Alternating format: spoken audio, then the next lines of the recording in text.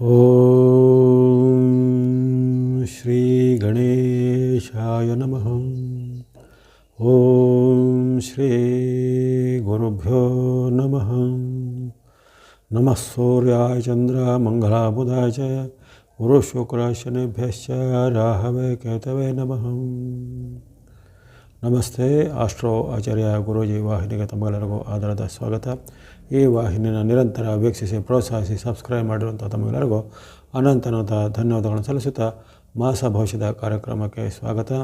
ಹಾಗೂ ಮೊದಲನೇದಾಗಿ ತಮಗೆಲ್ಲರಿಗೂ ದೀಪಾವಳಿ ಹಬ್ಬದ ಹಾರ್ದಿಕ ಶುಭಾಶಯಗಳು. ಹಾಗೆಯೇ ಕರ್ನಾಟಕ ರಾಜ್ಯೋತ್ಸವ ಅಥವಾ ಕನ್ನಡ ರಾಜ್ಯೋತ್ಸವದ ಹಾರ್ದಿಕ ಶುಭಾಶಯವನ್ನು ಕೋರುತ್ತಾ ಕರ್ಕಾಟಕ ರಾಶಿಯ ನವಂಬರ್ ತಿಂಗಳ ಮಾಸ ಭವಿಷ್ಯವನ್ನು ಈಗ ಅವಲೋಕಿಸೋಣ.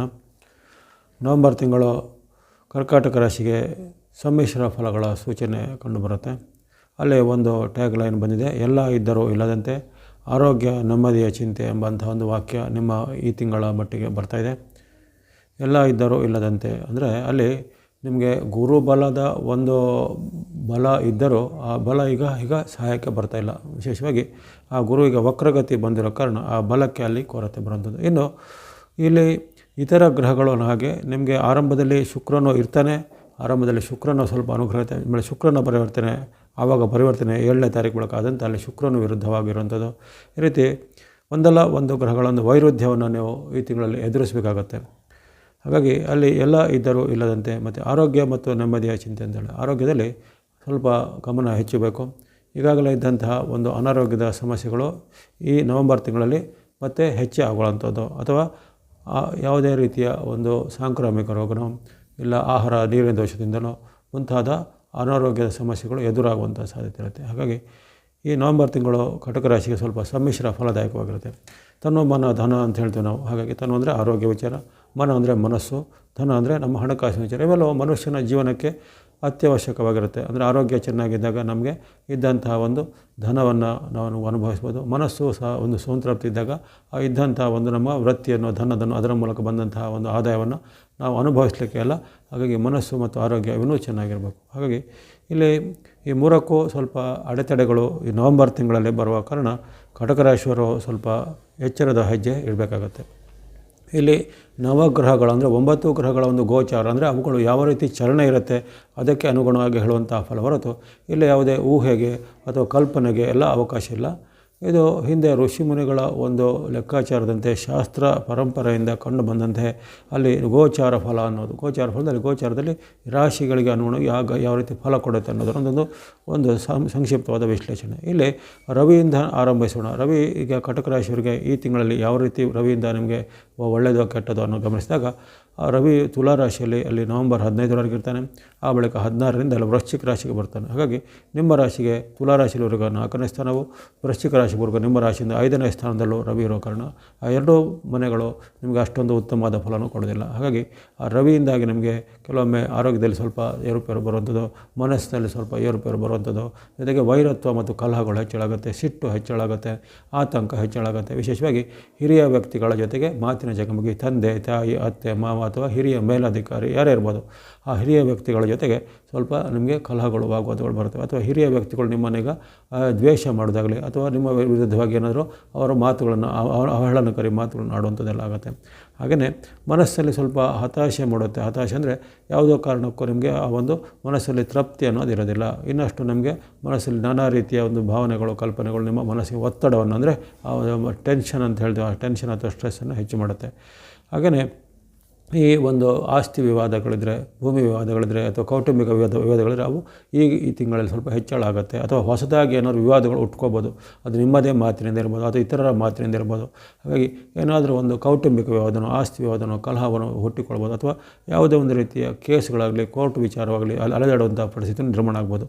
ಇನ್ನು ಈಗಾಗಲೇ ಏನಾದರೂ ಕೋರ್ಟು ಕೇಸು ಕಚೇರಿ ಎಲ್ಲ ಇದ್ದರೆ ಕಟಕ ರಾಶಿಯವರಿಗೆ ಅಂಥ ಕೇಸುಗಳಲ್ಲಿ ಈಗ ವಿಳಂಬ ಆಗ್ಬೋದು ಅಥವಾ ಆ ಕೇಸ್ನಲ್ಲಿ ಸ್ವಲ್ಪ ಹಿನ್ನಡೆ ಆಗ್ಬೋದು.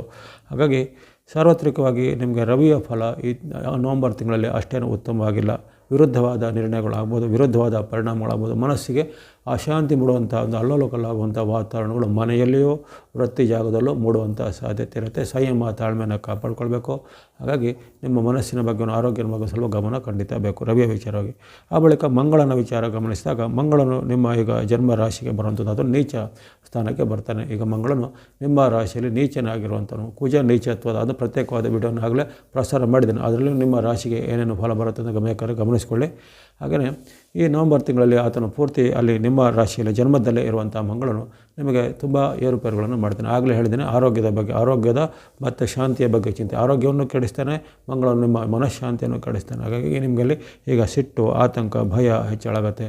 ಮಾತಿಗೆ ನಿಮಗೆ ಸ್ವಲ್ಪ ಕೋಪ ಬರುವಂಥದ್ದು, ಮನೆಯಲ್ಲಿ ತಂದೆ ತಾಯಿಗೆ ಜೊತೆಗೆ ಮಕ್ಕಳ ಜೊತೆಗೆ ಬರೋದು, ಗಂಡ ಹೆಂಡತಿರ, ಹೀಗಾಗಿ ನಿಮ್ಮ ಬಾಂಧವ್ಯ ಜೊತೆಗೆ ಅಲ್ಲಿ ಕಲಹದ ವಾತಾವರಣ ಮೂಡುತ್ತೆ.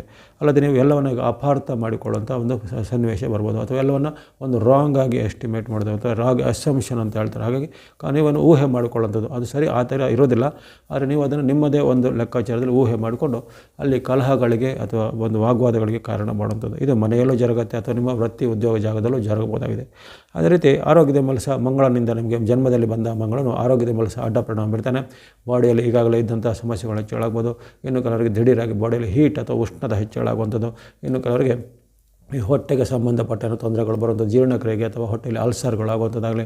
ಇನ್ನು ಕೆಲವರಿಗೆ ಈ ಒಂದು ಕಿಡ್ನಿ ಅಥವಾ ಲಿವರ್ಗೆ ಸಂಬಂಧಪಟ್ಟ ಏನಾದರೂ ಇನ್ಫೆಕ್ಷನ್ಗಳು, ನಂಜುಗಳು ಇತ್ಯಾದಿಗಳೆಲ್ಲ ಆಗುವಂಥದ್ದು. ಹಾಗಾಗಿ ಇಂತಹ ಒಂದು ವಿಚಾರದ ಬಗ್ಗೆ, ಆರೋಗ್ಯದ ಬಗ್ಗೆಯೂ ಮಂಗಳ ನಿಮಗೆ ಅಷ್ಟು ಪೂರಕವಾಗೋದಿಲ್ಲ. ಹಾಗಾಗಿ ಮಂಗಳನ ಒಂದು ವೈರುಧ್ಯವನ್ನು ನೀವು ಸರಿಯಾಗಿ ಅರ್ಥ ಮಾಡಿಕೊಂಡು ಮನಸ್ಸನ್ನು, ಆರೋಗ್ಯವನ್ನು ಚೆನ್ನಾಗಿ ಕಾಪಾಡಿಕೊಳ್ಳುವಂಥದ್ದು. ಇನ್ನು ಬುಧನ ವಿಚಾರ ಗಮನಿಸಿದಾಗ ಬುಧನು ಸಹ ನಿಮಗೆ ಅಲ್ಲಿ ನಿಮ್ಮ ರಾಶಿಯಿಂದ 5ರಲ್ಲಿ ಅಥವಾ ಪಂಚಮದ ಸ್ಥಾನದಲ್ಲಿ ಬರುವಂಥ ವಿಚಾರ. ಹಾಗಾಗಿ ಪಂಚಮದಲ್ಲಿ ಇರುವಂತಹ ಬುಧನು ನಿಮಗೆ ಯಾವುದೇ ರೀತಿಯ ಉತ್ತಮ ಫಲವನ್ನು ಕೊಡುವಂಥ ಸಾಧ್ಯತೆ ಇರೋದಿಲ್ಲ. ಹಾಗಾಗಿ ಅಲ್ಲಿ ಮಂಗಳನಿಂದಾಗಿ ಹೇಗೂ ಚಂದ ಬುಧನು ಸಹ ನಿಮಗೆ ಈ ವ್ಯಾಪಾರ ವೃತ್ತಿ ಉದ್ಯೋಗ ಸ್ವಲ್ಪ ಹಿನ್ನಡೆ ಬರ್ಬೋದು, ಹಣಕಾಸಿನ ಕೊರತೆ ಎದುರಾಗ್ಬೋದು. ಜೊತೆಗೆ ನಿಮ್ಮ ಮನಸ್ಸಿನಲ್ಲಿ ಈಗ ನೆಗೆಟಿವ್ ಥಾಟ್ಗಳು ಅಂದರೆ ಋಣಾತ್ಮಕವಾದ ಚಿಂತನೆಗಳು ಹೆಚ್ಚಳಾಗುತ್ತೆ. ನಾಸ್ತಿಕತೆ ಭಾವನೆ ಬರುವಂಥದ್ದು, ಅಥವಾ ಯಾರೆಲ್ಲೋ ನಿಮಗೆ ನಂಬಿಕೆಗಳು ಬರೋದಿಲ್ಲ. ಜೊತೆಗೆ ಈಗ ಸ್ಥಿತಿನ ಮಾಡ್ತಿದ್ದ ಧಾರ್ಮಿಕ ಅಥವಾ ದೈವಿಕ ವಿಚಾರಗಳು ಮನಸ್ಸಿಂದ ಈಗ ಮರೆಯಾಗಿ ಅಲ್ಲಿ ಏನೇನೋ ಅದೊಂದು ನಕಾರಾತ್ಮಕ ಚಿಂತೆಗಳು ಮೂಡುವಂಥದ್ದು, ಇವೆಲ್ಲ ಸಾಧ್ಯತೆ ಇರುತ್ತೆ. ಹಾಗಾಗಿ ಇಲ್ಲಿ ನಿಮ್ಮ ಮನಸ್ಸನ್ನು ನಿಯಂತ್ರಣ ಮಾಡಬೇಕು. ಜೊತೆಗೆ ಹಣಕಾಸಿನ ಬಗ್ಗೆ, ಹಣಕಾಸಿನ ಹಾಗೆ ಕೆಲವೊಮ್ಮೆ ನಿಮ್ಮ ಒಂದು ರಾಂಗ್ ಕ್ಯಾಲ್ಕುಲೇಷನ್ ಅಂದರೆ ತಪ್ಪಾದ ಲೆಕ್ಕಾಚಾರದಿಂದ ನೀವು ಹಣವನ್ನು ಕಳೆದುಕೊಳ್ಳೋದಾಗಲಿ, ಅದು ನಿಮಗೆ ಆಗಬೇಕಾದ ಲಾಭ ನಷ್ಟ ಆಗುವಂಥದ್ದಾಗಲಿ ಸಾಧ್ಯತೆ ಇರುತ್ತೆ. ಹಾಗಾಗಿ ಬುಧನು ನಿಮಗೆ ಈ ತಿಂಗಳಲ್ಲಿ ಪೂರಕವಾಗೋದಿಲ್ಲ. ಇನ್ನು ಗುರುದ ಬಲದ ವಿಚಾರ, ಗುರುಬಲ ನಿಮಗೆ ಇದೆ, ಆದರೆ ಇದ್ದೂ ಇಲ್ಲದಂತೆ ಆಗಿದೆ. ಯಾಕಂದರೆ ಆ ಗುರುವಿಗೆ ವಕ್ರಗತಿ ಬಂದಾಗ ಯಾರ್ಯಾರಿಗೆ ಗುರುಬಲ ಇದ್ದರೂ ಅಷ್ಟೊಂದು ಯಾವಾಗ ಸಹಾಯಕ್ಕೆ ಬರೋದಿಲ್ಲ. ಕೆಲವೊಮ್ಮೆ ಅದರ ಬಗ್ಗೆ ವಿರುದ್ಧ ಪರಿಣಾಮ ಸಹ ಆಗ್ಬೋದು. ಗುರು ವಕ್ರಗತಿ ಬಂದಾಗ ಒಳ್ಳೆಯ ಗುರುಬಲ ಇದ್ದ ರಾಶಿಗಳು ಸಹ ಕೆಲವೊಮ್ಮೆ ವಿರುದ್ಧ ಪರಿಣಾಮಗಳು ಸಹ ಆಗ್ಬೋದು. ಅಥವಾ ಇತರ ಗ್ರಹಗಳಿಂದ ಆಗುವ ಒಂದು ಡ್ಯಾಮೇಜ್ ಅಥವಾ ಅನ್ನೋ ತೊಂದರೆಗಳಿದ್ದರೆ ಅದನ್ನು ಈಗ ಗುರುವಿಗೆ ತಪ್ಪಿಸುವಂಥ ಸಾಮರ್ಥ್ಯ ಇರೋದಿಲ್ಲ. ವಕ್ರಗತಿಲಿದ್ದಾಗ ಆ ಒಂದು ಗುರುವಿನ ಬಲದಿಂದ ನಿಮಗೆ ಅದು ಕಡಿಮೆ ಆಗುವಂಥದ್ದು, ಕೆಲವೊಂದು ಇಂಟೆನ್ಸಿಟಿ ಹೇಳ್ತಾರೆ, ಅದರ ವೇಗ ಕಡಿಮೆ ಆಗುವಂಥದ್ದೆಲ್ಲ ಇರುತ್ತೆ. ಅಂತಹ ಸಾಧ್ಯತೆಗಳು ಸ್ವಲ್ಪ ಕಡಿಮೆ ಇರುತ್ತೆ. ಹಾಗಾಗಿ ಗುರುವಿನ ವಿಚಾರ ನಿಮಗೆ ಅಷ್ಟೊಂದು ಸ್ವಲ್ಪ ನ್ಯೂಟ್ರಲ್ ಆಗಿ ಅಥವಾ ಏನೋ ಒಂದು ಅಷ್ಟೊಂದು ಸಹಾಯಕ್ಕೆ ಬರೋದಿಲ್ಲ. ಏನೋ ಶುಕ್ರನ ವಿಚಾರ ಆಗಲೇ ಹೇಳಿದರೆ, ಶುಕ್ರ ನಿಮಗೆ ಆರಂಭದ ದಿನದಲ್ಲಿ ಮಾತ್ರ, ಅಂದರೆ ಕೇವಲ 6ನೇ ತಾರೀಕು ನವಂಬರ್ 6ರವರೆಗೆ ಅಷ್ಟೇ ನಿಮಗೆ ಶುಕ್ರನ ಬೆಂಬಲ ಇರುವಂಥದ್ದು. ನವಂಬರ್ 7ಕ್ಕೆ ಶುಕ್ರನ ಪರಿವರ್ತನೆ ಆಗುತ್ತೆ. ಯಾವಾಗ ಶುಕ್ರನು ಧನುರಾಶಿಗೆ ಪ್ರವೇಶಿಸ್ತಾನೋ ನಿಮ್ಮ ರಾಶಿಯಿಂದ ಷಷ್ಠ ಅಥವಾ 6ನೇ ಸ್ಥಾನದಲ್ಲಿ ಅಲ್ಲಿ ಶುಕ್ರನು ವಿರುದ್ಧ ಪರಿಣಾಮವನ್ನು ಕೊಡ್ತಾನೆ. ಅದನ್ನು ಕಷ್ಟ ನಷ್ಟಗಳನ್ನು ಅಥವಾ ಶತ್ರು ಬಾಧೆಯನ್ನು, ಮನಸ್ಸಿಗೆ ಸ್ವಲ್ಪ ಅಹಿತಕರವಾದ ಘಟನೆಯನ್ನು, ಜೊತೆಗೆ ಈ ಕಲಹದ ವಾತಾವರಣ ಅಂದರೆ ತಂದೆ ತಾಯಿ ಜೊತೆಗೆ ಗಂಡ ಹೆಂಡತಿರ ಜೊತೆ ಮಕ್ಕಳ ಜೊತೆ ಕಲಹದ ವಾತಾವರಣ ಮಾಡುವಂಥದ್ದು, ಜೊತೆಗೆ ಅನವಶ್ಯಕ ಖರ್ಚು, ಅಪವ್ಯಯದ ಖರ್ಚು ಮುಂತಾದ ಖರ್ಚುಗಳನ್ನು, ಅನಿರೀಕ್ಷಿತ ಖರ್ಚುಗಳನ್ನು ತಂದು ಓಡುವಂಥ ಸಾಧ್ಯತೆ ಇರುತ್ತೆ. ಹಾಗಾಗಿ ಶುಕ್ರನು ಸಹ ನಿಮಗೆ ಈ ತಿಂಗಳ 6ನೇ ತಾರೀಕು ಬಳಿಕ ಆತನು ವಿರುದ್ಧವಾಗಿ ಇರ್ತಾನೆ, ಪೂರಕವಾಗಿ ಇರೋದಿಲ್ಲ. ಇನ್ನು ಶನಿಯ ವಿಚಾರ ನಿಮಗೆ ಮೊದಲೇ ಗೊತ್ತಿರುವಂತೆ ಶನಿ ಈಗ ಅಷ್ಟಮ ಶನಿ ನಡೀತಾ ಇರೋದ ಕಾರಣ ಗುರುವಿಗೆ ಅಲ್ಲಿ ವಕ್ರಗತಿ ಪ್ರಾಪ್ತವಾಗಿರೋದು. ಹಾಗಾಗಿ ಗುರುವಿನಿಂದ ನಿಮಗೆ ಅಷ್ಟೊಂದು ಲಾಭ ಸಿಗದ ಕಾರಣ ಆ ಶನಿಯ ಪ್ರಭಾವ ನಿಮಗೆ ಈಗ ಅಷ್ಟಮದ ಶನಿ ಹೆಚ್ಚಾಗುತ್ತೆ. ಅದರಲ್ಲೂ ಆ ಒಂದು ನವಂಬರ್ 15ರಿಂದ ಶನಿಯ ಒಂದು ರುಜುಗತಿ ಆರಂಭವಾಗುತ್ತೆ. ಶನಿ ಮಹಾರಾಜರು ವಕ್ರಗತಿ ಮುಗಿಸ್ತಾರೆ. ಅವರು ರುಜುಗತಿಯಲ್ಲಿ ಇನ್ನಷ್ಟು ಸ್ವಲ್ಪ ವೇಗವನ್ನು ಪಡಿತಾರೆ. ಆ ರುಜುಗತಿ ಬಂದಾಗ ನಿಮಗೆ ಆ ಶನಿ ಅಷ್ಟಮದ ಶನಿ ಇನ್ನಷ್ಟು ಕಾಡ್ಬೋದು. ಆಗಾಗಲೇ 2 ಬಾರಿ ಹೇಳಿದ್ದೇನೆ, ಅಲ್ಲಿ ನಿಮಗೆ ರವಿಯು ಆರೋಗ್ಯಕ್ಕೆ ಮಾರಕ ಆಗ್ಬೋದು, ಜೊತೆಗೆ ಅಲ್ಲಿ ಮಂಗಳನು ಆರೋಗ್ಯಕ್ಕೆ ಸ್ವಲ್ಪ ತೊಂದರೆ ಕೊಡ್ಬೋದು, ಜೊತೆಗೆ ಬುಧನು ಅಷ್ಟೊಂದು ಆರೋಗ್ಯಕ್ಕೆ ಸಪೋರ್ಟ್ ಮಾಡ್ತಾಯಿಲ್ಲ. ಇಲ್ಲಿ ಈಗ ಶುಕ್ರನ ವಿಚಾರ ಅಥವಾ ಶನಿಯ ವಿಚಾರ ಬಂದಾಗ ಅಲ್ಲಿ ಆರೋಗ್ಯದ ಮತ್ತು ಮನಸ್ಥಿತಿಯ ಮೇಲೆ ಪರಿಣಾಮ ಬೀರುತ್ತೆ. ಹಾಗಾಗಿ ಈ ಒಂದು ಕಟಕ ರಾಶಿಯವರು ನವಂಬರ್ ತಿಂಗಳಲ್ಲಿ ಆರೋಗ್ಯದ ಬಗ್ಗೆ ತುಂಬ ಒಂದು ಎಚ್ಚರವಾಗಿ ಬರಬೇಕು. ಹೊಸದಾಗಿ ಏನಾದರೂ ಅನಾರೋಗ್ಯ ಕಾಣ್ಬೋದು, ಈಗಾಗಲೇ ಇದ್ದಂಥ ಅನಾರೋಗ್ಯ ಹೆಚ್ಚಳಾಗ್ಬೋದು. ಇನ್ನು ಎಲ್ಲರಿಗೆ ಈ ಫುಡ್ನಿಂದ ಪಾಯ್ಸನಿಂಗ್ ಆಗುವಂಥದ್ದು, ಆಹಾರದಿಂದ ನಂಜಿ ಆಗುವಂಥದ್ದು ಹೇಳ್ತಾರೆ, ಅಂದರೆ ಆಹಾರ ದೋಷದಿಂದ ಅಜೀರ್ಣಗಳಾಗುವಂಥದ್ದು, ಅಥವಾ ಇನ್ನಿತರ ಕಾಲರ ಅಥವಾ ಇನ್ನಿತರ ಸಾಂಕ್ರಾಮಿಕವಾಗಿ ಇನ್ನಿತರ ರೋಗಗಳು ಬಂದು ಸಹ ತೊಂದರೆ ಕೊಡ್ಬೋದು. ಇನ್ನು ಮಹಿಳೆಯರು ಸ್ತ್ರೀಯರಿಗೆ ಇದ್ದರೆ ಅವರಿಗೆ ಗರ್ಭಕೋಶ ಸಂಬಂಧಿತ ಋತು ಸಮಸ್ಯೆಗೆ ಸಂಬಂಧಪಟ್ಟ ಏನಾದರೂ ನೋವುಗಳು ತೊಂದರೆಗಳು ಈಗ ಕಾಣಿಸ್ಕೊಳ್ಬೋದು. ಅಥವಾ ಈ ಒಂದು ಮೂತ್ರಪಿಂಡದ ಕಲ್ಲುಗಳು ಅಥವಾ ಮೂತ್ರಪಿಂಡದ ಇನ್ಫೆಕ್ಷನ್, ಯುರಿನರಿ ಇನ್ಫೆಕ್ಷನ್ ಅಂತ ಹೇಳ್ತಾರೆ, ಅಥವಾ ಮೂತ್ರಕೋಶದ ಸೋಂಕು ಅಂತ ಹೇಳ್ತಾರೆ, ಅಂಥದ್ದೆಲ್ಲ ಈಗ ಕಂಡು ಬರುವಂತಹ ಸಾಧ್ಯತೆ ಎಲ್ಲ ಇರುತ್ತೆ. ಹಾಗಾಗಿ ಆರೋಗ್ಯದ ಬಗ್ಗೆಯೂ ಈಗ ಎಚ್ಚರಿಕೆ ವಹಿಸಬೇಕು. ಶನಿ ಮಹಾರಾಜ ಅವರು ನಿಮಗೆ ಪೂರಕವಾಗಿ ಇರೋದಿಲ್ಲ. ಇನ್ನು ರಾಹುಕೇತುಗಳ ವಿಚಾರ ಗಮನಿಸಿದಾಗ ರಾಹು ನಿಮಗೆ ವಿರುದ್ಧವಾಗಿರ್ತಾನೆ. ರಾಹುವಿಂದ ನಿಮಗೆ ಯಾವುದೇ ರೀತಿಯ ಪ್ರಯೋಜನಗಳಾಗೋದಿಲ್ಲ. ಅದರ ಬದಲು ಇದ್ದಂಥ ತೊಂದರೆಗಳಿಗೆ ಸ್ವಲ್ಪ ಬೆಂಕಿಗೆ ತುಪ್ಪ ಸುರಿದಂತೆ ರಾಹು ನಿಮಗೆ ಆರ್ಥಿಕ ಸಂಕಷ್ಟಕ್ಕೆ ಕಾರಣ ಆಗ್ಬೋದು, ಹಣಕಾಸಿನ ನಷ್ಟಕ್ಕೆ ಕಾರಣ ಆಗ್ಬೋದು. ಆಕಸ್ಮಿಕವಾಗಿ ಏನೋ ನೀವು ನಿಮ್ಮ ವಸ್ತುಗಳು ಒಡವೆಗಳನ್ನು ಕಳ್ಳತನ ಅಥವಾ ಕಳ್ಳವಾಗೋದು ಅಥವಾ ಕಳೆದು ಹೋಗುವಂಥದ್ದೆಲ್ಲ ಸಾಧ್ಯತೆ ಇರುತ್ತೆ. ಅಥವಾ ಪ್ರಯಾಣದಲ್ಲಿ ಫಂಕ್ಷನ್ನಲ್ಲಿ ಏನಾದರೂ ನಿಮ್ಮ ಒಂದು ವಸ್ತು ಒಡವೆ ಇತ್ಯಾದಿಗಳು ಸಹ ಕಳವಾಗುವಂಥದ್ದು ಅಥವಾ ಕಳೆದು ಹೋಗುವಂಥ ಸಾಧ್ಯತೆ ಎಲ್ಲ ಇರುತ್ತೆ. ಹಾಗಾಗಿ ಇಂತಹ ವಿಚಾರಕ್ಕೆ ರಾಹು ನಿಮಗೆ ಸ್ವಲ್ಪ ವಿರುದ್ಧವಾಗಿರ್ತಾನೆ. ಇನ್ನು ಕೊನೆಯದಾಗಿ ಕೇತುವಿನ ವಿಚಾರ ಗಮನಿಸಿದಾಗ ಕೇತು ನಿಮಗೆ ಸ್ವಲ್ಪ ಮಟ್ಟಿಗೆ ಸಹಾಯಕ್ಕೆ ಬರ್ತಾನೆ. ಕೆಲವೊಮ್ಮೆ ಕೇತುವಿನಿಂದಾಗಿ ಮಧ್ಯೆ ಮಧ್ಯೆ ಆಕಸ್ಮಿಕತೆಗಳಾಗ್ಬೋದು. ಜೊತೆಗೆ ಕೆಲವೊಬ್ಬರಿಗೆ ಉದ್ಯೋಗದಲ್ಲಿ ಸ್ವಲ್ಪ ಹೆಚ್ಚಿನ ಒಂದು ಫೇವರ್ಗಳಾಗುವಂಥದ್ದು, ವಿಶೇಷವಾಗಿ ಸಾಫ್ಟ್ವೇರು, ಕಂಪ್ಯೂಟರು, ಎಲೆಕ್ಟ್ರಾನಿಕ್ ಅಥವಾ ಟಿವಿ, ಸಿನಿಮಾ, ಮಾಧ್ಯಮ, ಮೀಡಿಯಾ, ಸೋಷಿಯಲ್ ಮೀಡಿಯಾ ಮುಂತಾದಲ್ಲಿರೋರಿಗೆ ಏನೋ ಒಂದು ಅನಿರೀಕ್ಷಿತವಾಗಿ ಏನೋ ಒಂದು ಜಂಪ್ ಸಿಗ್ಬೋದು, ಅನಿರೀಕ್ಷಿತವಾಗಿ ಏನೊಂದು ಅವಕಾಶ ಚಾನ್ಸ್ ಸಿಗ್ಬೋದು, ಅಥವಾ ಹಿಂದೆ ನಿಮಗೆ ಮಿಸ್ ಆಗಿದೆ ಯಾವುದೋ ಒಂದು ಚಾನ್ಸ್ಗಳು ಈಗ ಮತ್ತೆ ಸಿಗುವಂಥದ್ದೆಲ್ಲ ಕೇತುವಿನಿಂದೆಲ್ಲ ಆಗುತ್ತೆ. ಇನ್ನು ಕೆಲವರಿಗೆ ವಿದೇಶ ಪ್ರಯಾಣ, ವಿದೇಶದಲ್ಲಿ ಉದ್ಯೋಗ ಅಥವಾ ವಿದೇಶಿ ಕಂಪನಿಗಳ ಜೊತೆಗೆ ಏನಾದರೂ ವ್ಯವಹಾರ ಇತ್ಯಾದಿಗಳಲ್ಲಿ ಕೇತುವಿನ ಸಹಾಯದಿಂದ ಸ್ವಲ್ಪ ಲಾಭಗಳು ಆಗುವಂಥ ಸಾಧ್ಯತೆ ಕೇತುವಿಂದ ಇರುತ್ತೆ. ಇವೆಲ್ಲವೂ ರವಿಯಿಂದ ಕೇತುವಿನವರೆಗೆ ಕೆಲವೊಂದು ಗ್ರಹಗಳ ನಿಮಗೆ ಗೋಚಾರ ಫಲ ಹೇಗೆ ಇದೆ ಅನ್ನೋದು ನವಂಬರ್ನಲ್ಲಿ ಒಂದು ವಿಶ್ಲೇಷಣೆ. ಇನ್ನು ಇದರಲ್ಲಿ ಪ್ರಮುಖವಾದ ಅಥವಾ ಪ್ರಭಾವಶಾಲಿಯಾದ ಒಂದು ಪ್ರಮುಖವಾದ ಚಂದ್ರನ ವಿಚಾರವಾಗಿ ಈಗ ಗಮನಿಸಬೇಕಾಗುತ್ತೆ. ಯಾಕಂದರೆ ಚಂದ್ರನು ಅಲ್ಲಿ ಪ್ರತಿ 2 ಅಥವಾ 2.25 ದಿನಗಳಿಗೊಮ್ಮೆ ಅಥವಾ 2.5 ಕೆಲವೊಮ್ಮೆ 3 ದಿನಗಳು ಒಂದೇ ರಾಶಿಯಲ್ಲಿ ಇರ್ತಾನೆ. ಹಾಗಾಗಿ ಅಲ್ಲಿ ಚಂದ್ರನ ಚಲನೆ ರಾಶಿಗೆ ಬಹಳ ವೇಗವಾಗಿ ಪರಿವರ್ತನೆ ಆಗುತ್ತೆ. ಉಳಿದ ಗ್ರಹಗಳು ತಿಂಗಳಿಗೊಮ್ಮೆನೋ ಅಥವಾ ಕೆಲವೊಮ್ಮೆ 30 ದಿನಕ್ಕೋ 40 ದಿನಕ್ಕೆಲ್ಲ ಬೇರೆ ಬೇರೆ ಪರಿವರ್ತನೆ ಆಗುತ್ತೆ. ಅದರಲ್ಲಿ ಗುರು 12 ತಿಂಗಳಿಗೊಮ್ಮೆ, ಅಲ್ಲಿ ಶನಿ ಮಹಾರಾಜರು 30 ತಿಂಗಳಿಗೊಮ್ಮೆ, ರಾಹುಕೇತುಗಳು 18 ತಿಂಗಳಿಗೊಮ್ಮೆ. ಹಾಗಾಗಿ ದೀರ್ಘಚಾರಿ ಗ್ರಹಗಳದ್ದು ಅಷ್ಟೊಂದು ಪರಿವರ್ತನೆ ಬೇಗ ಆಗೋದಿಲ್ಲ. ಇಲ್ಲಿ ಚಂದ್ರನ ಪರಿವರ್ತನೆ ಬೇಗ ಆಗೋ ಕಾರಣ ಚಂದ್ರನ ಗೋಚಾರ ಬಹಳ ಪ್ರಮುಖವಾಗಿರುತ್ತೆ. ಆ ಚಂದ್ರನ ಗೋಚಾರಕ್ಕೆ ಅನುಗುಣವಾಗಿ ಆಯಾ ಡೇಟ್ಗಳಲ್ಲಿ ನವಂಬರ್ನ ಒಂದು ದಿನಾಂಕಗಳಿಗೆ ಅನುಗುಣವಾಗಿ ಯಾವ ರೀತಿ ಫಲ ಇದೆ ಅನ್ನೋದನ್ನು ಗಮನಿಸೋಣ. ನವಂಬರ್ 1-2 ನಿಮ್ಮ ಪಾಲಿಗೆ ಅಲ್ಲಿ ಚಂದ್ರನ ಬಲ ಅಷ್ಟೊಂದು ಇರೋದಿಲ್ಲ. ಅಲ್ಲಿ ನಿಮಗೆ ನಿಮ್ಮ ರಾಶಿಯಿಂದ ಚತುರ್ಥದಲ್ಲಿ ಇರುವಂಥ ತುಲಾ ರಾಶಿಯಲ್ಲಿರುವಂಥ ಚಂದ್ರನಿಂದಾಗಿ ಅಲ್ಲಿ ನಿಮಗೆ ಮಾತಿನ ಚಕಮಕಿ ಬರ್ಬೋದು. ಮನೆಯಲ್ಲಿ ತಂದೆ ತಾಯಿ ಜೊತೆನೋ, ಮಕ್ಕಳ ಜೊತೆನೋ, ಬಂಧುಗಳ ಜೊತೆನೋ ಮಾತಿನ ಒಂದು ವೈರಗಳು ಬರುವಂಥದ್ದು, ನಿಮ್ಮ ಮೇಲೆ ವ್ರತ ಆರೋಪ ಬರೋದಾಗಲಿ, ಅವಮಾನಕರ ಘಟನೆ ಆಗೋದಾಗಲಿ, ಅಥವಾ ನೀವು ಮಾಡದೇ ಇದ್ದಂಥ ತಪ್ಪು ನಿಮ್ಮ ಮೇಲೆ ಬರುವಂಥದ್ದಾಗಲಿ, ಇನ್ನು ಯಾವುದೇ ರೀತಿಯ ಈ ನಿಮ್ಮ ವೃತ್ತಿ, ಉದ್ಯೋಗ ಇತ್ಯಾದಿಗಳಲ್ಲಿ ಏನಾದರೂ ನಿಮ್ಮ ಮೇಲೆ ಅಪವಾದ ಬರೋದು, ಅಥವಾ ಏನಾದರೂ ನಿಮ್ಮ ಗ್ರಾಹಕರು ಅಥವಾ ನಿಮ್ಮ ಒಂದು ಬೇರೆ ಕ್ಲೈಂಟ್ಸ್ಗಳಿದ್ದರೆ ಅವರಿಂದ ನಿಮಗೆ ಏನಾದರೂ ಕಂಪ್ಲೇಂಟ್ಗಳು ಬರೋದು, ಅಸಮಾಧಾನದ ವಾತಾವರಣ ಬರುತ್ತೆ. ಇನ್ನು ಯಾವುದಾದ್ರೂ ಸರ್ಕಾರಿ ಇಲಾಖೆಯಿಂದ ನಾವು ಕೋರ್ಟ್ ಕಚೇರಿ ಇಲಾಖೆಯಿಂದ ಅಥವಾ ಇನ್ನಿತರ ಯಾವುದೇ ಈ ಟ್ರಾಫಿಕ್ಕು, ಪೊಲೀಸು, ಟ್ಯಾಕ್ಸ್ ಇಲಾಖೆನೋ ಇಂಥದ್ದುಗಳಿಂದ ನಿಮ್ಗೆ ಏನಾದರೂ ನೋಟಿಸ್ಗಳು ಬರುವಂಥದ್ದು, ಅಥವಾ ದಂಡನೆಗೆ ಅಥವಾ ದಂಡ ನಿಮ್ಮ ಮೇಲೆ ವಿಧಿಸುವಂಥದ್ದೆಲ್ಲ ಆಗುತ್ತೆ. ಅಥವಾ ಹಿಂದೆ ಮಾಡಿದ ಯಾವುದೇ ತಪ್ಪಿಗೆ ಈಗ ಒಂದು ಪೆನಾಲ್ಟಿಗಳು, ದಂಡದ ಒಂದು ನೋಟಿಸ್ಗಳು ಬರುವಂಥದ್ದು. ಹಾಗಾಗಿ ಈ 1-2 ಅಷ್ಟೇ ನಿಮಗೆ ಶುಭದಾಯಕವಾಗಿ ಕಂಡು ಬರ್ತಾಯಿಲ್ಲ. ಅಲ್ಲಿ ಚಂದ್ರನು ಸಹ ನಿಮಗೆ ವಿರುದ್ಧವಾಗಿರ್ತಾನೆ. ಗಮನಿಸ್ಕೊಳ್ಳಿ, ನಿಮಗೆ ಆಗಲೇ 7-8 ಗ್ರಹಗಳು ವಿರುದ್ಧವಾಗಿರ್ತವೆ. ಈಗ ನಿಮಗೆ ಇರುವಂಥದ್ದು ಮಧ್ಯದಲ್ಲಿ ಆರಂಭದಲ್ಲಿ ಶುಕ್ರನ ಇರ್ತಾನೆ, ಮಧ್ಯ ಸ್ವಲ್ಪ ಕೇತು ಸ್ವಲ್ಪ ಪೂರಕವಾಗಿರ್ತದೆ. ಉಳಿದ ಒಂದು 6-7 ಗ್ರಹಗಳು ವಿರುದ್ಧವಾಗಿರುವಂಥ ದಿನ.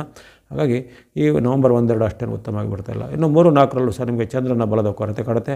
ಪಂಚಮದ ನಿಮ್ಮ ರಾಶಿಯಿಂದ ಪಂಚಮದ 5ನೇ ಸ್ಥಾನದಲ್ಲಿರುವಂಥ ಚಂದ್ರನು ನಿಮಗೆ ಕಲಹವನ್ನು, ವಾಗ್ವಾದವನ್ನು, ಮನಸ್ಸಲ್ಲಿ ಅಶಾಂತಿಯನ್ನು ತುಂಬುವಂಥ ಸಾಧ್ಯತೆ. ಜೊತೆಗೆ ಅವಮಾನಕರ ಘಟನೆ ಮನೆಯಲ್ಲಿಯೂ ಆಗ್ಬೋದು, ವೃತ್ತಿ ಜಾಗದಲ್ಲಿ ಆಗ್ಬೋದು, ನಿಮ್ಮ ಮೇಲೆ ವ್ರತ ಆರೋಪಗಳು ಬರ್ಬೋದು.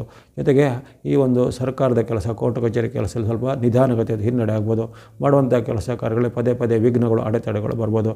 ಇನ್ನು ಕೆಲವರಿಗೆ ಪ್ರಯಾಣ ಕಾಲದಲ್ಲಿ ಏನಾದರೂ ಒಂದು ವಾಗ್ವಾದಗಳು, ಪ್ರಯಾಣಿಕರ ಜೊತೆಗೆ ಸಹ ಪ್ರಯಾಣಿಕರ ಜೊತೆ ಕಲಹಗಳು ಬರುವಂಥದ್ದು. ಜೊತೆಗೆ ನಿಮ್ಮ ಒಂದು ಮನೆಯ ಅಕ್ಕಪಕ್ಕದ ನೆರೆಹೊರೆಯವರಲ್ಲಿ ಏನಾದರೂ ಒಂದು ವಾಗ್ವಾದ, ಕಲಹಗಳು ಬರುವಂಥ ಸಾಧ್ಯತೆ ಇರುತ್ತೆ.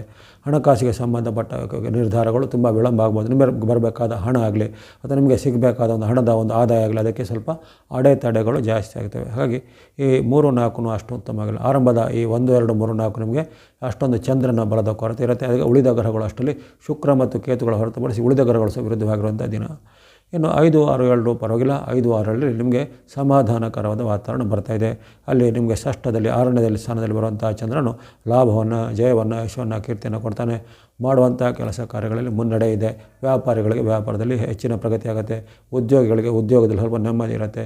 ಇನ್ನು ಸ್ವಂತ ಉದ್ಯಮ ಅಥವಾ ಕೃಷಿ ಕೈಗಾರಿಕೆ ಚಟುವಟಿಕೆ ಮಾಡುವಂಥವ್ರು ಅಥವಾ ಹೈನೋದ್ಯಮ ಅಥವಾ ಇನ್ನಿತರ ಬೇರೆ ಬೇರೆ ರೀತಿಯ ಕೃಷಿ ಸಂಬಂಧಿತ ಚಟುವಟಿಕೆ ಮಾಡೋರಿಗೆ ಅನೇಕ ರೀತಿಯ ಲಾಭ ಆದಾಯ ಬರುತ್ತೆ. ನಿಮ್ಮ ವಸ್ತುಗೆ ಅಥವಾ ನಿಮ್ಮ ಉತ್ಪನ್ನಗಳಿಗೆ ಬೆಲೆ ಹೆಚ್ಚಳ ಆಗುವಂಥದ್ದಾಗಲಿ ಅಥವಾ ನಿಮಗೆ ಸಿಗಬೇಕಾದ ಸವಲತ್ತುಗಳು ಸರ್ಕಾರದ ಏನಾದರೂ ಪ್ರಯೋಜನಗಳೆಲ್ಲ ಸಿಗುವಂಥದ್ದು. ಜೊತೆಗೆ ಏನಾದರೂ ನೀವು ಉದ್ಯೋಗಕ್ಕಾಗಿನೋ ಉದ್ಯಮಕ್ಕಾಗಿನೋ ಅಥವಾ ಜಾಬ್ಗಾಗಿ ಎಲ್ಲ ಪ್ರಯತ್ನ ಪಡುವಂಥವರಿಗೆ ಈಗ ಒಂದು ಉತ್ತಮವಾದ ರಿಲೀಫ್ಗಳು ಸಿಗ್ಬೋದು. ಅದರಲ್ಲೂ 5-6ರಲ್ಲಿ ನಿಮಗೆ ವಿಶೇಷವಾದ ಶುಕ್ರ ಅನುಗ್ರಹ ಸಹ ಇರುವ ಕಾರಣ ಆ ಒಂದು ದಿನಗಳಲ್ಲಿ ನಿಮಗೆ ಹಣಕಾಸಿನ ಲಾಭ ಸಹ ಹೆಚ್ಚಾಗುತ್ತೆ. ಹಾಗಾಗಿ 5, 6, 7 ನಿಮಗೆ ನೆಮ್ಮದಿಯನ್ನು, ಲಾಭವನ್ನು, ಸುಖವನ್ನು ಚೆಂದ ಕೊಡುವಂಥ ದಿನ ಆಗಿರುತ್ತೆ. ವಿದ್ಯಾರ್ಥಿಗಳಿಗೆ, ಯುವಕರಿಗೆ, ಸಾಧಕರಿಗೆ ಸಹ ಅನೇಕ ರೀತಿಯ ಉತ್ತಮ ಫಲಿತಾಂಶಗಳು ಬರಲಿವೆ ಈ 3 ದಿನಗಳಲ್ಲಿ. ಬಳಿಕ ಬರುವಂಥ 8, 9 ಆ 8, 9 ನಿಮಗೆ ಉತ್ತಮವಾದ ಫಲಿತಾಂಶ ಇದೆ. ಅಲ್ಲಿ ಸಪ್ತಮದಲ್ಲಿ ಅಥವಾ 7ನೇ ಸ್ಥಾನದಲ್ಲಿ ಬಂದಂತಹ ಚಂದ್ರನಿಂದಾಗಿ ಮನಸ್ಸಿಗೆ ಶಾಂತಿ, ನೆಮ್ಮದಿಯ ವಾತಾವರಣ, ಅನಿರೀಕ್ಷಿತ ಲಾಭಗಳು ಆಗುವಂಥದ್ದು, ನಿರೀಕ್ಷಿತವಾದ ಕೆಲಸ ಕಾರ್ಯಗಳು ಬೇಗನೆ ಮುಗಿಯುವಂಥದ್ದು, ಶುಭ ಕಾರ್ಯಗಳಿಗೆ ಏನಾದರೂ ಸಿದ್ಧತೆಗಳು ಆಗುವಂಥದ್ದು, ಕೆಲವರಿಗೆ ಉದ್ಯೋಗ ಸಿಗುವಂಥ ಸೂಚನೆ ಬರ್ಬೋದು, ಕೆಲವರಿಗೆ ಮದುವೆ ಫಿಕ್ಸ್ ಆಗುವಂಥ ಸೂಚನೆಗಳು ಬರ್ಬೋದು. ಇನ್ನು ಕೆಲವೊಬ್ಬರಿಗೆ ತಮ್ಮ ಒಂದು ದೀರ್ಘಕಾಲದ ಯಾವುದಾದ್ರು ಕನಸುಗಳು, ಉದಾಹರಣೆಗೆ ವಾಹನ ಕೊಳ್ಳೋದು, ಮನೆ ಕೊಳ್ಳೋದು, ಯಂತ್ರ ಉಪಕರಣ ಕೊಳ್ಳೋದು ಇತ್ಯಾದಿ ಇರ್ಬೋದು. ಅವೆಲ್ಲಕ್ಕೂ ಈಗ ಒಂದು ಚಾಲನೆ ಸಿಗುವಂಥ ಸಾಧ್ಯತೆ ಇರುತ್ತೆ. ಅಥವಾ ಯಾರಾದರೂ ಒಂದು ದೊಡ್ಡ ಲೋನ್ಗಾಗಿನೋ ಪ್ರಯತ್ನ ಪಟ್ಟು ಏನಾದರೂ ಪ್ರಾಜೆಕ್ಟ್ಗಾಗಿನೂ ಪ್ರಯತ್ನ ಪಡಿದ್ರೆ ಅಂಥ ಒಂದು ಪ್ರಾಜೆಕ್ಟ್ಗೆ ಈಗ ಒಂದು ಅವಕಾಶಗಳು ಈಗ ಕೂಡಿ ಬರುವಂಥದ್ದು. ಈ ರೀತಿ ಹಲವಾರು ನಿಮ್ಮ ದೀರ್ಘಕಾಲೀನ ಕನಸುಗಳು ನನಸಾಗಲಿಕ್ಕೆ 8, 9 ಸಹಾಯ ಮಾಡುತ್ತೆ. ಆ ಬಳಿಕ ಬರುವಂಥ 10, 11 ಅಷ್ಟೇನು ಉತ್ತಮವಾಗಿಲ್ಲ. ನವಂಬರ್ 10, 11ರಲ್ಲಿ ಮತ್ತೆ ನಿಮಗೆ ಕಲಹದ ವಾತಾವರಣ, ಮಾತಿನ ಚಕಮಕಿ, ಹಿರಿಯರ ಜೊತೆ ಕಲಹ, ತಂದೆ ತಾಯಿ ಜೊತೆ ಕಲಹ ಬರ್ಬೋದು, ಅತ್ತೆ ಮಾವ ಜೊತೆ ಕಲಹ ಬರ್ಬೋದು. ಜೊತೆಗೆ ಏನಾದರೂ ಈ ಸರ್ಕಾರದ ಕೆಲಸ, ಕೋರ್ಟ್ ಕಚೇರಿ ಕೆಲಸದಲ್ಲಿ ನಿಮಗೆ ಇದ್ದಕ್ಕಿದ್ದಂತೆ ಏನಾದರೂ ಒಂದು ಅದರಲ್ಲಿ ಅಡೆತಡೆಗಳು ಬರ್ಬೋದು, ನ್ಯೂನತೆಗಳು ಬರುವಂಥ ಸಾಧ್ಯತೆ ಇರುತ್ತೆ. ಇನ್ನು ಉದ್ಯೋಗ ಸ್ಥಳದಲ್ಲಿ ಮೇಲಧಿಕಾರಿಗಳಿಂದ ನಿಮಗೆ ಏನಾದರೂ ಒಂದು ಬೈಗೊಳ್ಳೋದ ಮಾತಾಗಲಿ ಅಥವಾ ನಿಮ್ಮ ಮೇಲೆ ಒಂದು ಆ್ಯಕ್ಷನ್ ತೆಗೆದುಕೊಳ್ಳುವಂಥದ್ದು ಬರ್ಬೋದು. ಇನ್ನು ಆರೋಗ್ಯದಲ್ಲಿ ಸಹ ಅಷ್ಟು ಉತ್ತಮ ಇರೋದಿಲ್ಲ. ಈಗಾಗಲೇ ಇದ್ದಂಥ ಆರೋಗ್ಯ ಸಮಸ್ಯೆ ಇದ್ದವರಿಗೆ, ಉದಾಹರಣೆಗೆ BP, ಶುಗರು ಅಥವಾ ಇನ್ನಿತರ ಜಾಯಿಂಟ್ ಪೇನೋ, ಬ್ಯಾಕ್ ಪೇನೋ, ಅಲರ್ಜಿನೋ, ಅಸ್ತಮ ಅಂತ ಇರುತ್ತೆ. ಅಂಥ ಇದ್ದಂಥವರಿಗೆ ಆ ಒಂದು ಸಮಸ್ಯೆ ಈ 10, 11ರಲ್ಲಿ ಸ್ವಲ್ಪ ಹೆಚ್ಚಳ ಆಗುವಂಥದ್ದು. ಕೆಲವೊಬ್ಬರಿಗೆ ಆಸ್ಪತ್ರೆ ವಾಸ, ಆಸ್ಪತ್ರೆ ಭೇಟಿಯಾಗಿ ಔಷಧೋಪಚಾರಕ್ಕೆ ಖರ್ಚು ಮಾಡುವಂಥ ಪ್ರಮೇಯ ಎಲ್ಲ ಬರ್ಬೋದಾಗಿದೆ. ಹಾಗಾಗಿ 10, 11ರಲ್ಲಿ ಆರೋಗ್ಯ ಮತ್ತು ಮಾತು ನಡವಳಿಕೆ ಬಗ್ಗೆ ತುಂಬ ಎಚ್ಚರಿಕೆ ಬೇಕು. ಇನ್ನು 12, 13ರಲ್ಲಿ ಖರ್ಚಿನ ದಿನ ಆಗಿರುತ್ತೆ. ಅನಿರೀಕ್ಷಿತ ಖರ್ಚು, ಅನಪೇಕ್ಷಿತ ಖರ್ಚುಗಳು ಅಥವಾ ಯಂತ್ರ ವಾಹನ ರಿಪೇರಿ ಬರ್ಬೋದು, ಕೆಡುವಂಥ ಸೌಲಭ್ಯಗಳು ಬರ್ಬೋದು, ಆಸ್ಪತ್ರೆಗೆ ಅಥವಾ ಔಷಧೋಪಚಾರಗಳ ಖರ್ಚುಗಳು ಬರ್ಬೋದು. ಜೊತೆಗೆ ನಿಮ್ಮದಲ್ಲದ ವಿಚಾರಕ್ಕೆ ಕೆಲವೊಮ್ಮೆ ನಿಮಗೆ ಇತರರಿಗೆ ಸಹಾಯ ಮಾಡಲಿಕ್ಕೆ ಸಹ ಖರ್ಚು ಮಾಡಬೇಕಾಗತ್ತೆ. ಅಂದರೆ ಹಿಂದೆ ನೀವು ಅವರಿಂದ ಏನಾದರೂ ಸಹಾಯ ಪಡೆದಿರ್ತೀರ, ಈಗ ಅವರು ಅದನ್ನು ನಿಮಗೆ ಮರಳಿ ಕೇಳುವಂಥದ್ದಾಗಲ್ಲ ಅಥವಾ ಅವರಿಗೇನಾದರೂ ಸಂಕಷ್ಟಗಳು ಬಂದವರಿಗೆ ಆ ಒಂದು ನಿಮಗೆ ಹಣವನ್ನು ಈಗ ಅದನ್ನು ತಕ್ಷಣವಾಗಿ ನಿಮ್ಮಲ್ಲಿ ಇದ್ದರೂ ಇಲ್ಲದಿದ್ದರೂ ಅದನ್ನು ಮರುಪಾವತಿ ಮಾಡಬೇಕಂತ ಒಂದು ನೆಸೆಸಿಟಿಗಳು ಮೂಡುವಂಥದ್ದು. ಹಾಗಾಗಿ 12, 13 ಅಂಥ ಒಂದು ನಿಮಗೆ ಆತಂಕ, ಭಯ, ಚಿಂತೆ ಹುಟ್ಟಿಸುವಂಥ ದಿನಗಳು ಆಗಿರುತ್ತೆ. ಇನ್ನು 14, 15 ಪರವಾಗಿಲ್ಲ. 14, 15ರಲ್ಲಿ ಮತ್ತೆ ನಿಮಗೆ ಚಂದ್ರನ ಬಲ ಬರ್ತಾಯಿದೆ. ಅಲ್ಲಿ ನಿಮಗೆ ದಶಮ ಅಥವಾ ಕರ್ಮಸ್ಥಾನದಲ್ಲಿ ಬರುವಂಥ ಚಂದ್ರನು ನಿಮಗೆ ವೃತ್ತಿ ವ್ಯಾಪಾರದಲ್ಲಿ ಲಾಭವನ್ನು, ಹಣಕಾಸಿನ ಉತ್ತಮ ಹರಿವನ್ನು, ಉದ್ಯೋಗದಲ್ಲಿ ಪ್ರಗತಿಯನ್ನು ಕೊಡಲಿದ್ದಾನೆ. ವಿದ್ಯಾರ್ಥಿಗಳಿಗೆ, ಯುವಕರಿಗೆ, ಸಾಧಕರಿಗೆ ಅವರ ಒಂದು ಸಾಧನೆಗೆ, ಪ್ರತಿಭೆಗೆ ಪುರಸ್ಕಾರ ಬರ್ಬೋದು. ಕೆಲವರಿಗೆ ಹೊಸ ಉದ್ಯೋಗ ಅವಕಾಶ ಬರುವಂಥ ಸಾಧ್ಯತೆ ಇರುತ್ತೆ. ಜೊತೆಗೆ ಹಿಂದೆ ಮಾಡಿದ ಯಾವುದೇ ಪ್ರಯತ್ನಗಳ ಫಲವೋ ಈ ದಿನ ಬರ್ಬೋದು. ಹಿಂದೆ ನೀವು ಯಾವುದೋ ಜಾಬ್ಗಾಗಿನೋ ಅಥವಾ ಏನಾದರೂ ಒಂದು ನಿಮ್ಮ ಒಂದು ಕಾರ್ಯಸಿದ್ಧಿಗಾಗಿನೋ ಪ್ರಯತ್ನ ಮಾಡಿರ್ತೀರ, ಅದರ ಒಂದು ರಿಸಲ್ಟು ಇಂದು ಬಂದು ನಿಮಗೆ ಮನಸ್ಸಿಗೆ ಸ್ವಲ್ಪ ನೆಮ್ಮದಿ ಆಗುತ್ತೆ. ಜೊತೆಗೆ ಇಷ್ಟಾರ್ಥಗಳು ಸಿದ್ಧಿ ಆಗುವಂಥದ್ದೆಲ್ಲ ಇರುತ್ತೆ. ಜೊತೆಗೆ ಯಾವುದಾದ್ರೂ ಧಾರ್ಮಿಕ ಸ್ಥಳ ಅಥವಾ ಧಾರ್ಮಿಕವಾದ ಕ್ಷೇತ್ರಗಳ ಸಂದರ್ಶನ ಮಾಡುವಂಥ ಅವಕಾಶವು ಕೆಲವರಿಗೆ ಬರುತ್ತೆ, ಕಟಕ ರಾಶಿಯವರಿಗೆ. ಹಾಗಾಗಿ 14, 15 ಚೆನ್ನಾಗಿ ಸದುಪಯೋಗಪಡಿಸಿಕೊಳ್ಳುವಂಥದ್ದು. ಬಳಿಕ ಬರುವಂಥ ಒಂದು 16 ಮತ್ತು 17 17ರಲ್ಲಿ ಸಹ ನಿಮಗೆ ಉತ್ತಮವಾದ ಫಲಿತಾಂಶ ಇದೆ. ಲಾಭ ಸ್ಥಾನದಲ್ಲಿ ಬರುವಂಥ ಚಂದ್ರನು ತಿಂಗಳಿಗೊಮ್ಮೆ ಸಿಗುವಂಥ ಅಪರೂಪದ ಅವಕಾಶ. ಲಾಭಸ್ಥಾನದ ಚಂದ್ರ ನಿಮಗೆ ಅನೇಕ ರೀತಿಯ ಹಣಕಾಸ್ಮಿಕ ಲಾಭಗಳನ್ನು, ವ್ಯಾಪಾರ, ವೃತ್ತಿ, ಉದ್ಯೋಗದಲ್ಲಿ ಹೆಚ್ಚಿನ ಮುನ್ನಡೆಯನ್ನು ಕೊಡಲಿದ್ದಾನೆ. ಅಥವಾ ಹಿಂದೆ ನಿಮ್ಮ ಪ್ರಯತ್ನ ಪಟ್ಟಂಥ ಯಾವುದೇ ಕೌಟುಂಬಿಕವಾದ ಆಸ್ತಿನೋ ಅಥವಾ ಕೌಟುಂಬಿಕವಾದ ಯಾವುದೇ ಮುಂದೆ ಪಟ್ಟ ಧನನೋ ಅದು ನಿಮಗೆ ಈಗ ಸಿಗ್ಬೋದಾಗಿದೆ. ನೀವು ಇನ್ವೆಸ್ಟ್ಮೆಂಟ್ ಮಾಡಿದಂಥದ್ದು ಯಾವುದೇ ಒಂದು ಉತ್ಪನ್ನಗಳಿಗೀಗ ಪ್ರತಿಫಲಗಳು ಚೆನ್ನಾಗಿ ಬರುವಂಥದ್ದು.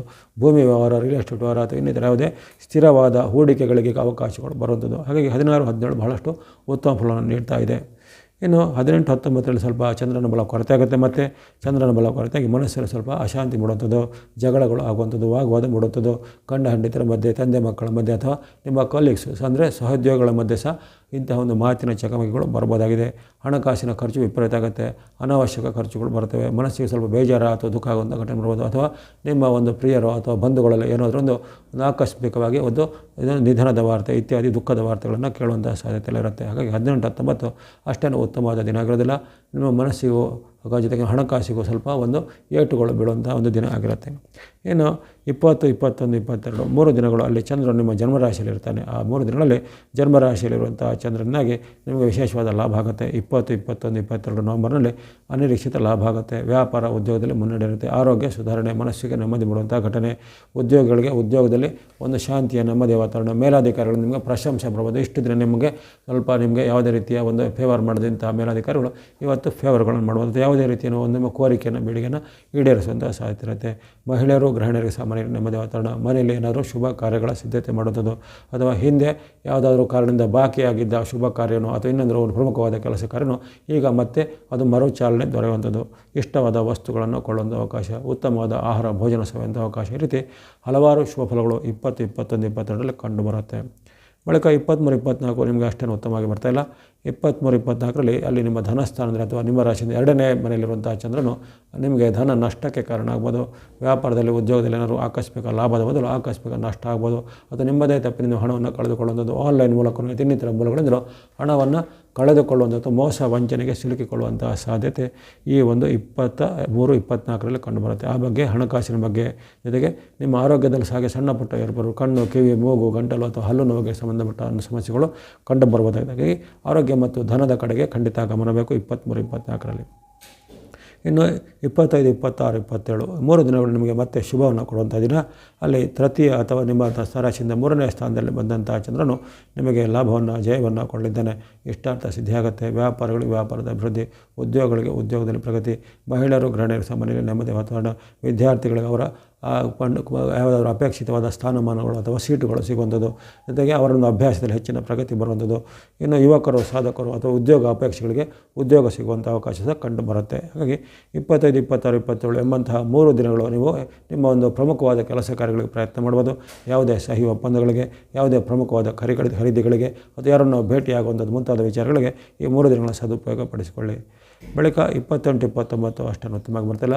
28, 29ರಲ್ಲಿ ನಿಮಗೆ ಮತ್ತೊಮ್ಮೆ ಮನಸ್ಸಿಗೆ ಸ್ವಲ್ಪ ವೇದನೆಗಳಾಗುವಂಥ ಘಟನೆ, ಮಾತಿನ ಚಕಮಕಿ, ತಂದೆ ತಾಯಿ ಅಥವಾ ಬಂಧುಗಳಲ್ಲಿ ಕಲಗಳು ಬರುವಂಥದ್ದು, ಏನಾದರೂ ವಿವಾದಗಳು ನಿಮ್ಮ ಸುತ್ತ ಹುಟ್ಟಿಕೊಳ್ಳುವಂಥದ್ದು, ಅಥವಾ ನೀವು ಮಾಡಿದ ಒಂದು ಕೆಲಸ ಕಾರ್ಯದ ಮೇಲೆ ಇತರರು ಆರೋಪಗಳನ್ನು ಮಾಡಿದಾಗಲೇ ಅಥವಾ ಏನಾದರೂ ಜಗಳ ಕರುವಂಥ ಅವಕಾಶ.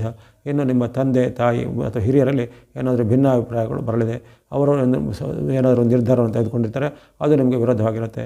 ಅದು ಭೂಮಿ ವಿಚಾರನೋ, ಆಸ್ತಿ ವಿಚಾರನೋ, ಹಣಕಾಸಿನ ವಿಚಾರ ನಿರ್ಧಾರಗಳು ನಿಮಗೆ ಅದು ವಿರುದ್ಧವಾಗಿ ಅವರ ಜೊತೆಗೆ ನೀವು ವಾಗ್ವಾದಕ್ಕೆ ಇಡುವಂಥದ್ದು, ಮನಸ್ಸಿಗೆ ಸ್ವಲ್ಪ ಚಿಂತೆ ಬೇಜಾರಾಗುವಂಥ ಘಟನೆ, ಅನಿರೀಕ್ಷಿತವಾಗಿ ಹಣ ಖರ್ಚಾಗುವಂಥದ್ದು. ಹಾಗಾಗಿ 28, 29 ಅಷ್ಟೇನು ಉತ್ತಮ ಇಲ್ಲ. ಇನ್ನು ಕೊನೆಯ ದಿನ 30ನೇ ತಾರೀಕು ಹಾಗೆ ನಿಮಗೆ ಅಷ್ಟೇನು ಉತ್ತಮವಾದ ಫಲಿತಾಂಶ ಕೊಡ್ತಾಯಿಲ್ಲ. ಪಂಚಮದ ಚಂದ್ರನಿಂದಾಗಿ ನಿಮಗೆ ವೈರುಧ್ಯಗಳು ಬರುತ್ತವೆ, ಕಿರಿಯರಲ್ಲಿ ಜಗಳ ಬರುತ್ತೆ, ಮನೆ ಮಂದಿಯೊಳಗೆ ಜಗಳ ಬರುತ್ತೆ, ಜೊತೆಗೆ ಅವಮಾನಕರ ಘಟನೆ ಆಗುತ್ತೆ. ವಿಶೇಷವಾಗಿ ಕಿರಿಯ ವ್ಯಕ್ತಿಗಳಿಂದ ನಿಮಗೆ ಮನೆಯಲ್ಲೂ ಆಗ್ಬೋದು ಅವಮಾನ, ಅಥವಾ ನಿಮ್ಮ ವೃತ್ತಿ ಉದ್ಯೋಗದಲ್ಲೂ ಕಿರಿಯ ಸಹೋದ್ಯೋಗಿಗಳಿಂದ ಅಂದರೆ ಕಾಲೇಜ್ಗಳಿಂದ ಅವಮಾನಕರ ಘಟನೆ ಆಗುವಂಥ ಸಾಧ್ಯತೆ ಇರುತ್ತೆ. ಅನಿರೀಕ್ಷಿತ ಖರ್ಚುಗಳು ಬರುತ್ತೆ, ಹಣಕಾಸಿನ ಒಂದು ವ್ಯವಸ್ಥೆಗಳು ಸ್ವಲ್ಪ ಅಲ್ಲೋಲ ಕಲ್ಲೋಲ ಆಗುವಂಥ ಸಾಧ್ಯತೆ ಇರುತ್ತೆ. ಹಾಗಾಗಿ ತಿಂಗಳ ಕೊನೆಯ ದಿನ ನಿಮಗೆ ಅಷ್ಟೊಂದು ಉತ್ತಮವಾದ ದಿನಗಳು ಆಗಿರೋದಿಲ್ಲ. ಇವೆಲ್ಲವೂ ಈ ನವಂಬರ್ ತಿಂಗಳಲ್ಲಿ ಚಂದ್ರನ ಗೋಚಾರ ಅಥವಾ ಚಂದ್ರನ ಚಲನೆಗೆ ಯಾವ ರೀತಿ ಆ ದಿನಾಂಕಗಳು ಯಾವ್ಯಾವ ದಿನಗಳಲ್ಲಿ ಯಾವ ರೀತಿ ಫಲ ಅಥವಾ ಯಾವ ರೀತಿ ಸ್ವಲ್ಪ ಮುನ್ನೆಚ್ಚರಿಕೆ ಬೇಕು ಅನ್ನೋದರೊಂದು ಸಂಕ್ಷಿಪ್ತವಾದ ವಿಶ್ಲೇಷಣೆ ಮಾಡಿದ್ದೇನೆ. ಅಲ್ಲಿ ಸುಮಾರು 16 ದಿನಾಂಕಗಳು ನಿಮಗೆ ಚಂದ್ರನ ಉತ್ತಮ ಫಲವನ್ನು ಕೊಡಲಿದ್ದಾನೆ, ಅದನ್ನು ಸದುಪಯೋಗ ಪಡಿಸಿಕೊಳ್ಳುವಂಥದ್ದು. ಇನ್ನು ನಿಮಗೆ ಈ ತಿಂಗಳಲ್ಲಿ ನೀವು ಪೂರ್ತಿಯಾಗಿ ಬಳಸುವಂಥ ಬಣ್ಣ ಅಂದರೆ ಮಿಕ್ಸ್ ಅಥವಾ ಮಿಶ್ರವಾದ ಬಣ್ಣನ ಅಷ್ಟೇ ತಿಂಗಳ ಪೂರ್ತಿ ಬಳಸ್ಕೊಳ್ಬೋದು. ನೆನಪಿಟ್ಕೊಳ್ಳಿ, ಅಲ್ಲಿ ತಿಂಗಳ ಪೂರ್ತಿ ಬಳಸಲಿಕ್ಕೆ ಒಂದೇ ಬಣ್ಣ ಬಂದರೆ ನಿಮಗೆ ತಿಂಗಳ ಪೂರ್ತಿ ಒಂದು ರಕ್ಷಣೆ ಇರುವಂಥದ್ದು ಕೇವಲ ಒಂದು ಗ್ರಹದ್ದು, ಯಾವುದು ಅದು ಕೇತು ಗ್ರಹದ್ದು ಮಾತ್ರ. ಮಿಕ್ಸ್ ಅಥವಾ ಮಿಶ್ರವಾದ ಬಣ್ಣ ಸಂಖ್ಯೆ 7. ಹಾಗಾಗಿ ಆ ಮಿಶ್ರವಾದ ಬಣ್ಣ ಸಂಖ್ಯೆಗಳನ್ನು ತಿಂಗಳ ಪೂರ್ತಿ ಬಳಸ್ಬೋದು. ಇನ್ನು ಶುಕ್ರನ ಅನುಗ್ರಹ ಇರುವಂಥದ್ದು ಈ ತಿಂಗಳ 6ನೇ ತಾರೀಕುವರೆಗೂ ಮಾತ್ರ. ಹಾಗಾಗಿ ನವಂಬರ್ 6ರವರೆಗೆ ಮಾತ್ರ ನೀವು ಈ ವೈಟ್ ಅಥವಾ ಬಿಳೆ ಬಣ್ಣ ಸಂಖ್ಯೆ 6ನ್ನು ನವಂಬರ್ 6ರವರೆಗೆ ಬಳಸ್ಕೊಳ್ಬೋದು. ಅದೇ ರೀತಿ ಈ ಒಂದು ಚಂದ್ರನ ಅನುಗ್ರಹ ಇರುವಂಥ 16 ಡೇಟ್ಗಳನ್ನು ಹೇಳಿದ್ದೇನೆ. ಆ ಚಂದ್ರನ ಅನುಗ್ರಹ ಇರುವಂಥ 16 ದಿನಾಂಕಗಳಲ್ಲಿ ನೀವು ಸ್ನೋ ಅಥವಾ ಹಿಮದ ಬಣ್ಣ ಜೊತೆಗೆ ಸಂಖ್ಯೆ 2ನ್ನು, ಚಂದ್ರನ ಸಂಖ್ಯೆ 2ನ್ನು ಆ ಚಂದ್ರನ ಅನುಗ್ರಹ ಇರುವಂಥ ದಿನಾಂಕಗಳಲ್ಲಿ ಬಳಸ್ಕೊಳ್ಬೋದು. ಹಾಗಾಗಿ ನೀವು ಮಿಕ್ಸ್ ಬಣ್ಣ ಅಷ್ಟೇ ತಿಂಗಳ ಪೂರ್ತಿ ಬಳಸ್ಕೊಳ್ಬೋದು. ವೈಟ್ ಬಣ್ಣನ 6ನೇ ತಾರೀಕು ಅಷ್ಟೇ ಬಳಸೋದು, ಜೊತೆಗೆ ಚಂದ್ರ ಅನುಗ್ರಹ ಇರುವಂಥ ದಿನಗಳಲ್ಲಿ ಸ್ನೋ ಬಣ್ಣವನ್ನು ಮತ್ತು 2 ಸಂಖ್ಯೆಯನ್ನು ಬಳಸ್ಕೊಳ್ಬೋದಾಗಿದೆ. ಇನ್ನು ಆಗಲೇ ಹೇಳಿದೆ ನಿಮಗೆ 6-7 ಗ್ರಹಗಳು ಒಂದೊಂದು ಹಂತದಲ್ಲಿ ವಿರುದ್ಧವಾಗಿರ್ತವೆ. 6-7 ಗ್ರಹಗಳು ವಿರುದ್ಧವಾಗಿ ನಾವು ಏನು ಮಾಡಬೇಕು ಅಥವಾ ಯಾವ ರೀತಿ ಅದರಿಂದ ನಾವು ದೋಷಗಳಿಂದ ಮುಕ್ತರಾಗಬೇಕು. ಅಲ್ಲಿ ರವಿ, ಕುಜ, ಬುಧ, ಶನಿ, ರಾಹುಗಳು ನಿಮಗೆ ವಿರುದ್ಧವಾಗಿರ್ತವೆ. ಕೊನೆಗೆ ಶುಕ್ರನು ನಿಮಗೆ ವಿರುದ್ಧವಾಗಿ ಪರಿಣಾಮ ಆಗ್ತಾನೆ. ಹಾಗಾಗಿ ಅವೆಲ್ಲ ದೋಷ ನಿವಾರಣೆಗೆ ಸರಳವಾದ ಭಕ್ತಿ ಮಾರ್ಗವನ್ನು ಅನುಸರಿಸಿ ನೀವು ಗಣೇಶ ಅಥವಾ ಗಣಪತಿಯ ಭಕ್ತಿ ಮಾಡುವಂಥದ್ದು, ಗಣೇಶನ ಸ್ತೋತ್ರ ಪಠನೆ ಮಾಡಿ, ಶಿವ ಅಥವಾ ಈಶ್ವರನ ಭಕ್ತಿ, ಶಿವನಾಮಸ್ಮರಣೆ, ಶಿವ ದೇವಾಲಯ ಸಂದರ್ಶನ ಜೊತೆಗೆ ಕಾರ್ತಿಕ ಮಾಸದ ಸೋಮವಾರ ಸರ್ವಶ್ರೇಷ್ಠವಾಗಿರುತ್ತೆ. ಹಾಗೆ ಕಾರ್ತಿಕ ಸೋಮವಾರದ ಶಿವನ ಧ್ಯಾನ, ಶಿವಭಕ್ತಿ, ಶಿವ ದೇವಾಲಯಗಳ ಸಂದರ್ಶನ, ಶಿವನ ದೇವಾಲಯಗಳಿಗೆ ಆ ದೀಪದ ಎಣ್ಣೆಯನ್ನು ಅರ್ಪಿಸುವಂಥ ಅಥವಾ ಶಿವ ದೇವಾಲಯಗಳಲ್ಲಿ ದೀಪೋತ್ಸವ ಜರುಗುವ ಸಂದರ್ಭದಲ್ಲಿ ನೀವು ಅಲ್ಲಿ ಸ್ವಯಂ ಸೇವಕರಾಗಿ ಪಾಲ್ಗೊಂಡು ಅಲ್ಲಿ ದೇವರ ಒಂದು ಸೇವೆಯಲ್ಲಿ ನಿಮ್ಮ ಒಂದು ಕೈ ಜೋಡಿಸುವಂಥದ್ದು. ಹೀಗಾಗಿ ಆ ಶಿವನಿಗೆ ಸಂಬಂಧಪಟ್ಟ ಭಕ್ತಿ ಅನುಷ್ಠಾನವು ಸಹ ನಿಮ್ಮ ದೋಷ ಪರಿಹಾರಕ್ಕೆ ಒಳ್ಳೆಯದಾಗುತ್ತೆ. ಅದೇ ರೀತಿ ಈ ದೇವಿ ಅಥವಾ ಅಮ್ಮನವರು ಯಾವುದೇ ರೀತಿ ಕಾರ್ತಿಕ ಮಾಸದಲ್ಲಿ ದೇವಿ ಅಥವಾ ಅಮ್ಮನವರ ದೇವರುಗಳ ಸಂದರ್ಶನ, ಆ ಅಮ್ಮನವರ ದೇವರುಗಳಲ್ಲಿ ವಿಶೇಷವಾದ ಸೇವೆಗಳನ್ನು ಸಲ್ಲಿಸುವಂಥದ್ದಾಗಲಿ, ಅದೇ ರೀತಿ ವಿಷ್ಣು, ನಾರಾಯಣ ಮುಂತಾದ ಕ್ಷೇತ್ರಗಳ ಸಂದರ್ಶನ ಮಾಡ್ಬೋದು, ಅಥವಾ ಯಾವುದೇ ರೀತಿ ಸುಬ್ರಹ್ಮಣ್ಯ ಸ್ವಾಮಿಯ ಕ್ಷೇತ್ರ, ನಾಗರ ಕ್ಷೇತ್ರಗಳನ್ನು ಸಹ ಸಂದರ್ಶನ ಮಾಡ್ಬೋದು. ಇವೆಲ್ಲವೂ ನೀವು ಸರಳವಾಗಿ ಮಾಡ್ಬೋದಂಥ ಉಪಾಯಗಳು. ಜೊತೆಗೆ ಆಂಜನೇಯ ಅಥವಾ ಹನುಮಂತನ ಭಕ್ತಿ ಸಹ ಮಾಡ್ಬೋದಾಗಿದೆ.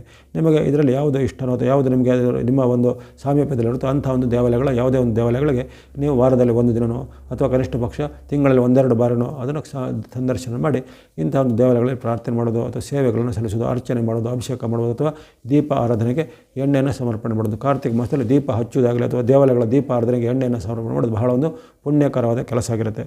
ಹಾಗಾಗಿ ಇಂಥದ್ದನ್ನೆಲ್ಲ ಮಾಡಿಕೊಳ್ಳಿ. ನವಗ್ರಹಗಳ ಸ್ತೋತ್ರ ಪಠನೆ ಮಾಡ್ಬೋದು, ನವಗ್ರಹಗಳ ಪೀಡಾ ಪರಿಹಾರ ಸ್ತೋತ್ರ ಓದ್ಬೋದು, ನವಗ್ರಹಗಳ ಒಂದು ಪ್ರದಕ್ಷಿಣೆಗಳನ್ನು ಸಹ ಮಾಡುವಂಥದ್ದು. ಈ ರೀತಿ ಒಂದು ಸಾಮಾನ್ಯವಾದ ಭಕ್ತಿ ಮಾರ್ಗವನ್ನು, ಧರ್ಮ ಮಾರ್ಗವನ್ನು ಅಥವಾ ಅನುಕೂಲತೆ, ನಿಮ್ಗೆ ಹಣದ ಒಂದು ವ್ಯವಸ್ಥೆ ಚೆನ್ನಾಗಿದ್ದರೆ ದಾನ ಧರ್ಮಗಳನ್ನು ಸಹ ಮಾಡಿಸೋದು ಕಾರ್ತಿಕ ಮಾಸದಲ್ಲಿ ಸರ್ವಶ್ರೇಷ್ಠವಾಗಿರುತ್ತೆ. ಹಾಗಾಗಿ ನಿಮಗೆ ಬಂದಂಥ ದೋಷಗಳನ್ನು ಈ ಭಕ್ತಿನೋ, ಧ್ಯಾನನೋ, ಧರ್ಮನೋ, ದಾನ ಮಾರ್ಗಗಳನ್ನು ಕಳೆದುಕೊಳ್ಳಿ. ತಮಗೆಲ್ಲರಿಗೂ ನವಂಬರ್ ತಿಂಗಳು ಆಯುರಾರೋಗ್ಯ ಶಕೀರ್ತಿ ಜಯಲಾಭಗಳು ಸಿದ್ಧಿಯಾಗಲಿ. ಮತ್ತೊಮ್ಮೆ ಕನ್ನಡ ರಾಜ್ಯೋತ್ಸವ ಹಾಗೂ ದೀಪಾವಳಿ ಹಾರ್ದಿಕ ಶುಭಾಶಯಗಳು. ಮುಂದೆ ನಿಮ್ಮ ಪ್ರೋತ್ಸಾಹ ನಿರಂತರ ಸಿಗ್ತಾ ಇರಲಿ. ಸಬ್ಸ್ಕ್ರೈಬ್ ಮಾಡಿ ಪ್ರೋತ್ಸಾಹಿಸಿ. ಸರ್ವೇಶಾನಾಂ ಸನ್ಮಂಗಲಾನಿ ಭವಂತು.